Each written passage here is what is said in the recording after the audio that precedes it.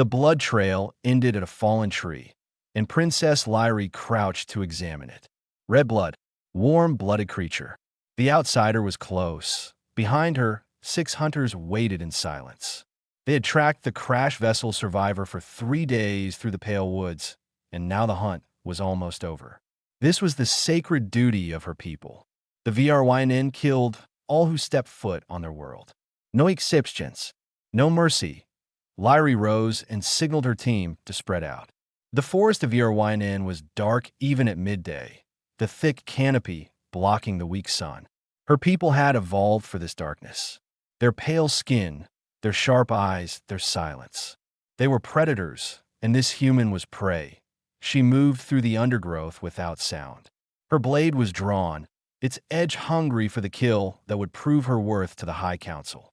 Her father, High Lord Selim, had chosen her to lead this hunt. Her younger brother Aldrich had protested, calling her soft. Tonight she would prove him wrong. The human scent grew stronger. Sweat, fear, something metallic like blood. Lyrie found him in a shallow cave, curled against the stone wall. He was shaking badly, his skin covered in red welts from the toxic spores that filled these woods. His eyes were closed, and his breathing was weak. He would die within hours even if she left him alone. She stepped closer, blade raised. The human's eyes opened. They were brown, like the bark of the old trees. He looked at her without screaming, without begging. He simply looked, as if he had accepted his fate long ago. "Please," he whispered, "tell my daughter I tried to come home." Lyrie froze. Daughter. The word echoed in her mind. The VRYN did not bond with their children the way other species did. Offspring were raised in communal houses, taught loyalty to the state. Lyrie had not spoken to her own mother in years, but this human, dying in a cave on a hostile world, thought of his child. "What is her name?" Lyrie heard herself ask. The human blinked, confused that she had not killed him yet. "Mira. She is 7 years old." Lyrie lowered her blade slightly. She did not know why. Her training screamed at her to finish this, to fulfill the sacred law. But something in those brown eyes held her still. "Why did you come here?" she demanded. "I did not mean to." His voice was weak but honest. "I'm a map maker. My ship broke. I crashed. I never wanted to trespass. A map maker, not a soldier, not an invader. Just a man who drew pictures of stars and fell into the wrong sky." Lyrie should not have cared. The law did not ask why outsiders came. It only demanded their death. But she thought of the child named Mira, waiting on some distant world for a father who would never return. And something inside Lyrie cracked. "Can you walk?" she asked. The human stared at her. "What? Can you walk?" she repeated sharply. "If I help you, can you move?" He nodded slowly, not understanding. Lyrie pulled him to his feet. He was heavier than he looked, and he leaned on her as they stumbled through the darkness. She did not know what she was doing. She only knew she could not kill him. Not yet. Not like this. She brought him to the Hollow Temple, an ancient ruin that her people had forgotten. The stones were cold and covered in moss, but the roof was solid. She laid him down and examined his wounds. The spore sickness was bad, but she knew the cure. "Stay here," she told him. "Do not make noise. Do not light fire. I will return." "Why are you helping me?" he asked. Lyrie had no answer. She left without speaking. When she returned to the hunting party, she told them the human had fled into the poison marshes. The others accepted her word. She was the princess. She did not lie, but her brother Aldrich watched her with narrow eyes. He had always been suspicious of her, always eager to find weakness. Tonight, he said nothing, but Lyrie knew he was waiting. She returned to the palace and sat in her chambers, staring at the blade she had not used. She thought of the human's brown eyes, his weak voice, his daughter's name. Mira. Lyrie had killed before. Many times. She had never hesitated, never questioned. The law was clear. Outsiders were dangerous. Outsiders brought death, but this human had not fought her. He had not cursed her. He had only asked her to carry a message to his child. What kind of creature thinks of others when facing death? She did not sleep that night. When dawn came, she gathered medicine from the palace stores and slipped away before anyone could ask questions. The human was still alive when she reached the temple. His fever had worsened, and he barely recognized her. She pressed the cure into his wounds and forced water down his throat. "My name is Lyrie," she told him, though he could not hear her. "And I do not know what I am doing." She stayed until his breathing steadied. Then she left again, returning to her life of lies in the palace. Aldrich was watching. He had seen her leave. He had noted the missing medicine. And now he was beginning to wonder what his sister was hiding in the northern ruins. The hunt was not over. The IT had only begun. 2 weeks had passed since Lyrie found the human in the cave. His name was Daniel Webb. He was 32 years old. He had worked for a civilian company that mapped uninhabited planets for future colonization.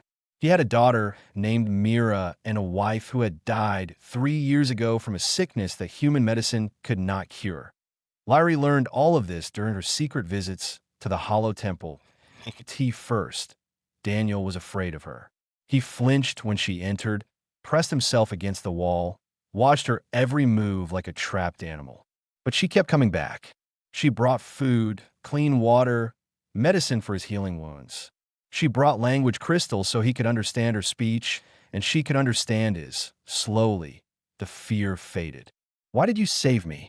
Daniel asked one evening, his voice stronger now. "Your people kill outsiders. Everyone knows this." Lyrie sat across from him, her back against the ancient stone. "I do not know. You spoke of your daughter. I could not stop thinking about her. You have children." "No, my people do not raise children the way you do. We give them to the state. I have not spoken to my mother since I was young." Daniel stared at her with something like horror. "That sounds lonely." "It is normal. Normal and lonely are not opposites." Lyrie had no response to that. Daniel reached into his torn jacket and pulled out a small photograph. He handed it to her carefully, as if it were more precious than gold. The image showed a little girl with brown hair and a smile that took up half her face. She was holding a stuffed animal that looked like some kind of earth creature. "That is Mira," Daniel said. "She made me promise I would come home. I promised her I would." Lyrie studied the photograph. The child looked happy, truly happy, in a way that VRYN children never seem to be. "Tell me about your world," she said. Daniel talked for hours. He told her about Earth, a planet of blue oceans and green forests and cities so crowded that millions of humans lived stacked on top of each other. He told her about music that made people cry, about food that brought families together, about strangers who helped each other for no reason at all. "That cannot be true," Lyrie interrupted. "Strangers do not help each other. There is no benefit. There does not need to be a benefit," Daniel said. "Sometimes people just help because it is the right thing to do. That is foolish. Maybe, but there are humans who run into burning buildings to save people they have never met. There are doctors who travel to poor countries and work for free. There are people who give their own blood so strangers can live." Lyrie was silent. Her people had no such traditions. On VRYN, weakness was death. You helped your allies because they would help you in return. You never helped strangers. Strangers were threats. "Your species is strange," she finally said. Daniel laughed, then winced as his healing ribs protested. "Your species hunts people for sport. I think we are both strange." Over the following days, Lyrie found herself thinking about Daniel's words. She watched her own people differently. She saw how the servants kept their eyes down, how the nobles spoke with careful lies, how everyone watched everyone else for signs of weakness. There was no trust on VRYN. Only PowerPoint. One night, Daniel developed a fever. His wound had become infected despite the medicine. Lyrie examined it and knew he needed stronger treatment. The kind only found in the palace medical wing. She could let him die. It would solve her problem. She could return to her normal life, and no one would ever know what she had done. But when she looked at Daniel, shaking and sweating in the darkness, she saw Myra's photograph in her mind. Lyrie returned to the palace and stole the medicine he needed. Her handmaiden, Nell, caught her leaving the medical wing. "My lady," Nell whispered, her eyes wide. "What are you doing?" Lyrie considered lying. But Nell had served her since childhood. She was the closest thing Lyrie had to a friend. "I need your help," Lyrie said, "and I need your silence." Nell listened as Lyrie explained everything. The human. The cave. The secret she had been keeping. When Lyrie finished, Nell was pale. "This is treason," Nell said. "I know. They will kill you if they find out." "I know." Nell was quiet for a long moment. Then she nodded. "I will keep your secret. But you must be careful. Your brother has been asking questions." Lyrie felt cold fear in her stomach. "What kind of questions?" "He intercepted a signal from your personal communicator. He knows you have been visiting the northern ruins." The trap was closing. Lyrie thanked Nell and hurried to the temple. She gave Daniel the medicine and watched the fever slowly break. He slept peacefully for the first time in days. She sat beside him in the darkness, knowing that her time was running out. Her brother was hunting her now, and Aldrich never failed to catch his prey. The throne room smelled like cold stone and old power. Lyrie stood before her father, her hands clasped behind her back to hide their shaking. High Lord Selim sat on his throne of black metal, his pale eyes studying her like she was a puzzle he could not solve. "Daughter," he said slowly, "you have been absent from court. I have been training in the northern woods, father, improving my skills." "Alone?" "Yes." Selim nodded, but his eyes did not believe her. "Your brother tells me you have visited the old ruins many times. The Hollow Temple." Lyrie kept her face still. "Aldrich sees enemies in shadows." "Perhaps. Or perhaps he sees what others miss." Selim leaned forward. "I do not know what you are hiding, but I will discover it. You are my daughter, Lyrie. That means I expect more from you than I expect from anyone else. Do not disappoint me." He dismissed her with a wave of his hand. Lyrie walked calmly from the throne room, but inside she was screaming. Her father knew something was wrong. Aldrich was watching her. She had days at most before they found Daniel. She had to move him. Now, she reached the hollow temple as the pale sun began to set. Daniel was sitting up, eating the dried fruit she had brought him the day before. He looked stronger, almost healthy. "We have to leave," Lyrie said without greeting. "My brother's coming." Daniel understood immediately. He stood, testing his legs. "Where will we go?" "The Shattered Coast. There are caves there that my people have forgotten. We can hide until I find a way to get you off this planet." They left within the hour, carrying only water and a few supplies. Lyrie led Daniel through paths she had learned as a child, routes that avoided the main hunting trails. The forest was dark and full of sounds, but she knew every shadow. Daniel struggled to keep up. His wounds had healed, but weeks of sickness had left him weak. He did not complain. He simply pushed forward, step after step, refusing to slow her down. They made camp beside a cold stream, hidden beneath a thick canopy of silver leaves. Lyrie did not want to stop, but Daniel needed rest. "Tell me about your wife," she said. Breaking the silence, Daniel's face changed, softened and hardened at the same time. Her name was Grace. She was a teacher. She taught children how to read. How did she die? A disease in her blood. The doctors tried everything. In the end, I held her hand and watched her go. He paused. She made me promise to take care of Mira, to show her that life was still beautiful, even when it hurt. Lyrie did not understand. Why would you promise something you cannot control? Because love does not care about control. Love makes promises it might not be able to keep. That is what makes it love. They sat in silence after that. Lyrie thought about her own family, her distant father, her suspicious brother, her mother, whom she had not seen in years. There was no love there, only duty. "I have never felt close to anyone," she admitted. "Not even my own blood." Daniel looked at her with sad eyes. "That is the loneliest thing I have ever heard." They slept in shifts. Lyrie took the first watch, listening to the forest and thinking about everything she was losing. By morning, Aldrich had found them. The hunters emerged from the trees like ghosts. 6 VRYN warriors, their blades drawn, their faces cold. And at their center stood Aldrich, smiling like he had won a game. "Sister," he said, "you have been busy." Lyrie drew her own blade and stepped in front of Daniel. "Let us go, Aldrich. Let you go." Aldrich laughed. "You have hidden an outsider for weeks. You have stolen medicine. You have lied to father. And now you stand with a human against your own people." He shook his head. "I always knew you were weak. This human has done nothing wrong. He crashed here by accident. He is not a threat. The law does not care about accidents. The law demands death. Then the law is wrong. The words hung in the air. Lyrie had never spoken them before. She had never even thought them. But now, standing in front of Daniel, she knew they were true. Aldrich's smile faded. You would betray your family for this creature? I would betray a law that murders innocent people. Aldrich raised his blade. Then you will die with him. The fight was brutal and fast. Lyrie was the better warrior, but she was outnumbered. She wounded 3 hunters before they overwhelmed her, pinning her to the ground. Daniel grabbed a fallen blade. He had never held a sword before. His grip was wrong, his stance was clumsy. But when a hunter lunged at Lyrie to deliver the killing blow, Daniel moved without thinking. The blade found the hunter's chest. The VRYNN fell dead. Everyone froze. Daniel stood there, shaking, the bloody sword in his hands. He had killed to protect her. A human had killed a VRYNN to save a VRYNN. Aldrich stared at Daniel with pure hatred. Take them both. My father will decide their fate.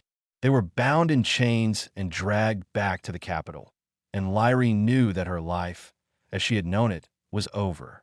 The cell was cold and dark, and Lyrie had not slept in 2 days. She sat on the stone floor with her back against the wall, listening to the distant sounds of the palace. Footsteps, voices, the grinding of doors. Somewhere below her, in the pit of silence, Daniel was waiting to die. Nell came on the 3rd morning, slipping through the guards with a basket of food. My lady, she whispered through the bars. The execution is set for tomorrow at dawn. Lyrie closed her eyes. Is there any way to reach him? The pit is heavily guarded. Even I cannot get close. Then I have failed him. Nil hesitated. There may be another way. Elder Veth wishes to speak with you. Lyrie looked up. Elder Veth was the oldest member of the High Council, ancient even by VRYNN standards. He had served under 3 High Lords. He rarely spoke, and when he did, people listened. Why would Veth help me? Lyrie asked. I do not know, but he is coming tonight. Veth arrived after midnight, wrapped in dark robes that hid his withered frame. He dismissed the guards with a wave of his hand and stood before Lyrie's cell with eyes that had seen centuries. You have caused quite a storm, child, he said. I did what I believed was right. Yes, that is why I am here. Veth sat down slowly, his old bones creaking. Tell me about this human. Lyrie told him everything. Daniel's crash, his daughter, his stories about Earth, his willingness to die for someone he barely knew. When she finished, Veth was silent for a long time. Did you know, he finally said, that we were not always like this? The VRYNN did not always hunt outsiders. Lyrie frowned. That cannot be true. The culling is ancient law. Ancient, yes, but not eternal. Veth leaned closer. Centuries ago, we traded with other species. We welcomed visitors. We were part of the galaxy, not separate from it. What happened? Betrayal. A species we trusted turned on us. Millions died. The survivors created the culling to ensure it would never happen again. Veth shook his head. We became strong, but we also became afraid, and fear has ruled us ever since. Lyrie thought about Daniel's words, about humans who helped strangers, who ran into danger to save people they had never met. The human showed me something, she said slowly, something my own people never have. And what is that? Compassion. He risked his life to save mine. Not because I was useful, not because I could help him, just because it was the right thing to do. Veth smiled, a thin and ancient smile. Then perhaps you understand why I am here. The old ways are not working, child. We have been alone for too long. Killing everyone who comes near has not made us safe. It has only made us prisoners on our own world. What do you want me to do? Tomorrow, you'll face the High Council. Your father will offer you a choice. Renounce the human and be forgiven, or share his fate. Veth stood slowly. I want you to tell them the truth. Tell them what you told me. Let them see what fear has cost us. They will not listen. Some will not. But others are tired of being afraid. Veth moved toward the door. Plant the seed, child. That is all you can do. The trial came the next morning. Lyrie stood before the High Council in chains, her head high. Her father sat on his throne, his face like carved stone. Aldrich stood beside him, eager to watch her fall. Princess Lyrie, Selim said coldly. You are accused of treason. You harbored an outsider. You stole from the palace. You fought against your own people. How do you answer? I answer that your law is wrong. Gasps filled the chamber. No one had ever spoken against the culling in open court. Lyrie continued, her voice steady. I saved a man who crashed on our world by accident. He was not a soldier. He was not an invader. He was a father trying to go home to his daughter. And when hunters came to kill me, he stood between us and took a life to save mine. She looked at her father. When is the last time a VRYNN risked their life for a stranger? When is the last time any of us helped someone without expecting something in return? Silence. The culling was meant to protect us, but all it has done is make us cruel. We are alone in a galaxy of millions, hiding on our world like frightened children. And we call this strength. Lyrie shook her head. That is not strength. That is fear. Selim's jaw tightened. You speak of treason. I speak of truth. The council erupted into arguments. Some called for Lyrie's death. Others looked thoughtful, troubled by her words. Veth sat in his chair and said nothing, but his ancient eyes were watching. In the end, Selim raised his hand for silence. My daughter will be exiled, he declared. She will leave VRYNN and never return. The human will still be executed at dawn. Lyrie's heart sank. She had failed. But that night, Nell brought a message from Veth. It contained a map to the Pit of Silence and the schedule of guard rotations. And at the bottom, Veth had written a single line. Perhaps it is time for the old ways to end. The guard outside Lyrie's chamber fell without a sound. She caught his body and lowered it gently to the floor, then stepped over him into the dark corridor. Nell was waiting at the corner, her face pale with fear. The tunnels are this way, Nell whispered. Veth's map shows a path to the pit. They moved quickly through the ancient passages beneath the palace. These tunnels had been built centuries ago, before the culling, when VRYNN welcomed visitors from distant worlds. Now they were forgotten, filled with dust and silence. Lyrie counted her steps, following Veth's directions. Left at the broken pillar, down the curved stairs, through the chamber with the dry fountain. The Pit of Silence was well named. It sat at the bottom of the palace, a deep hole carved into the stone where prisoners waited for death. No light reached it. No sound escaped it, but Veth's map showed a secondary entrance. A maintenance shaft that the guards did not watch. Lyrie found it behind a collapsed wall. She squeezed through the gap and dropped into darkness. Daniel was sitting against the far wall, his wrists bound with metal chains. His face was bruised and thin, but when he saw Lyrie, he laughed. I knew you would come, he said weakly. You are a fool. Lyrie cut his chains with her blade. Can you walk? I can run if I have to. They climbed back through the shaft, Nell helping pull Daniel up when his strength failed. The palace was quiet. Most guards focused on the main gates and the throne room. No one expected a princess to crawl through ancient tunnels to rescue a condemned human. They reached the hangar as the first alarm began to wail that Lyrie's personal shuttle sat in its dock, a sleek craft built for speed. She pushed Daniel toward it and began the startup sequence. Stop! Aldrich stood at the hangar entrance, blade drawn. Behind him, a dozen soldiers spread out to block the exits. You cannot escape, Aldrich said. Father has ordered the orbital defenses activated. The moment you leave atmosphere, they will destroy you. Lyrie stepped forward, putting herself between her brother and the shuttle. Let us go, Aldrich. Why? So you can run away with your pet human? So you can abandon everything we are? Everything we are? Lyrie's voice was sharp. What are we, brother? Hunters? Killers? We murder innocent people and call it tradition. We hide from the galaxy and call it strength.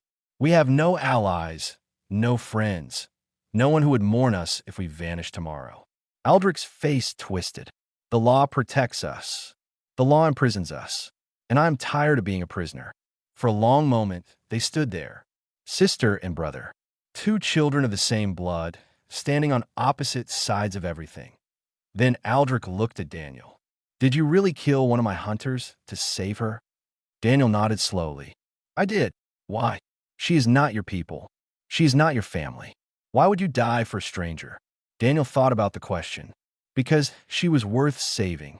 Because everyone is worth saving, if you have the strength to try. Aldrich stared at him. Something shifted in his eyes.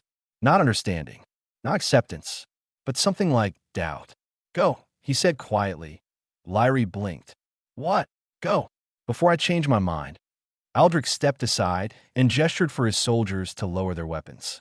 The orbital defenses have a blind spot in the northern sector. If you fly low through the mountains, you might reach it before they can track you. Lyrie did not understand what was happening, but she did not have time to question it. She grabbed Daniel and pulled him into the shuttle. Sister, Aldrich called as the door began to close. Do not come back. Ever. The shuttle launched into the dark sky. Lyrie flew low, skimming the mountaintops, her hands steady on the controls.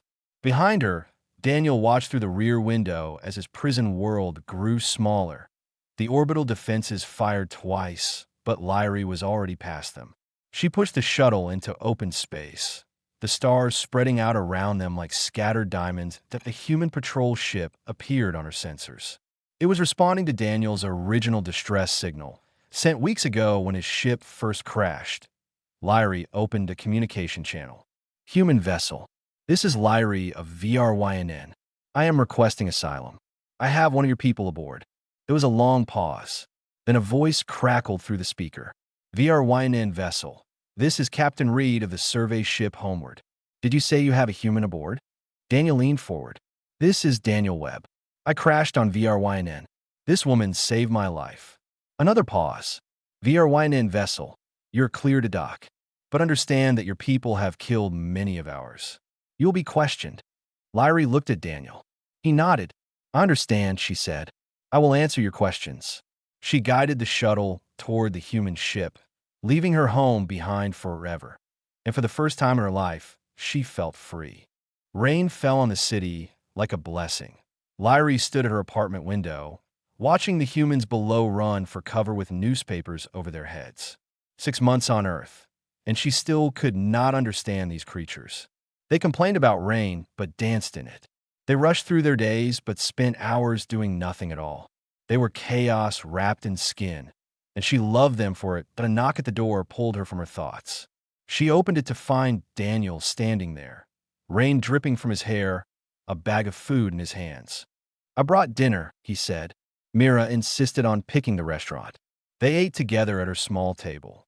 Daniel told her about his work. He had returned to map-making, though now he worked from an office instead of ship. Safer, he said. Mira needed him home. How are you adjusting? He asked. Lyrie considered the question. Your world is very loud, and crowded, and confusing. That bad? No. She shook her head.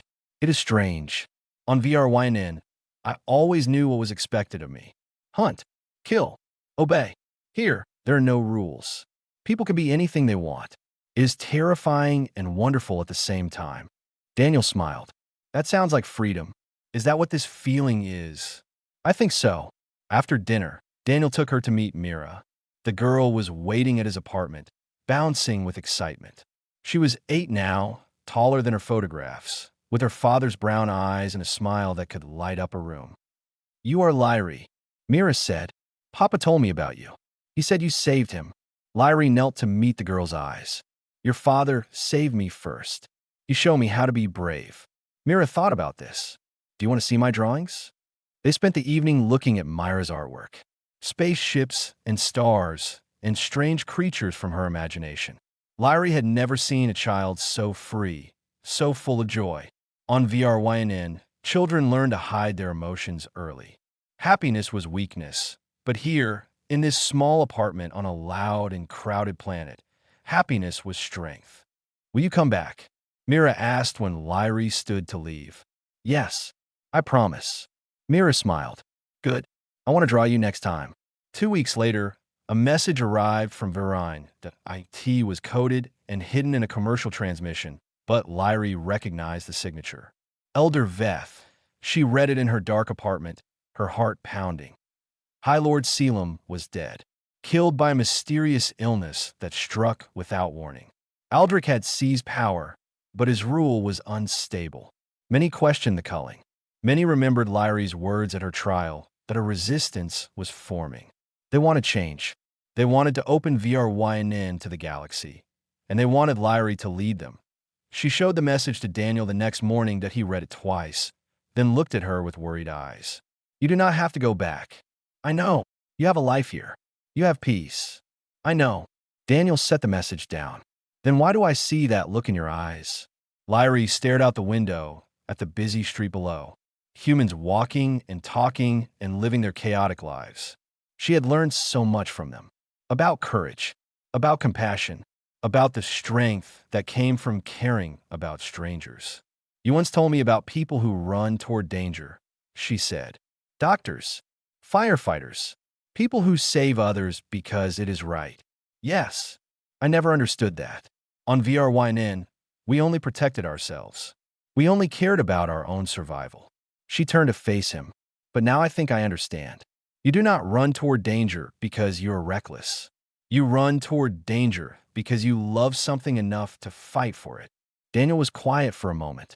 Then he stood and took her hands. Then I'm coming with you. Daniel, no. It is too dangerous. I do not care. You saved my life. You gave me back to my daughter. If there is any chance I can help you save your people, I am taking it. Lyrie wanted to argue, but she saw the determination in his eyes, the same determination that had made him grab a blade and stand against hunters who outmatched him in every way. Humans were strange, foolish, wonderful. We will need help, she said. Volunteers, people who believe in something bigger than themselves. I know some people, good people, people who want to make a difference. 3 weeks later, a small ship launched from Earth. Its crew was unusual. 7 humans and 1 VRYNN princess, heading toward a world that hunted outsiders on sight. Mira stood at the spaceport window, watching the ship rise into the sky. She held a drawing in her hands. It showed a star with 2 figures standing beside it, holding hands. Before leaving, Lyrie had made her a promise. I will bring your father home. Mira believed her out on the ship. Lyrie sat beside Daniel as the stars stretched around them. She thought about everything that had brought her here. A crashed ship, a dying man, a photograph of a little girl. My people have a saying, she said softly. The hunt reveals the hunter. Daniel looked at her. What does that mean? I never understood it until now. She smiled, a real smile, the kind she had never learned on VRYNN. I hunted you to kill you. And in doing so, I discovered who I truly was. Daniel took her hand. The ship flew on through the darkness, carrying hope toward a world that had forgotten how to feel it. And somewhere on VRYNN, the resistance was waiting.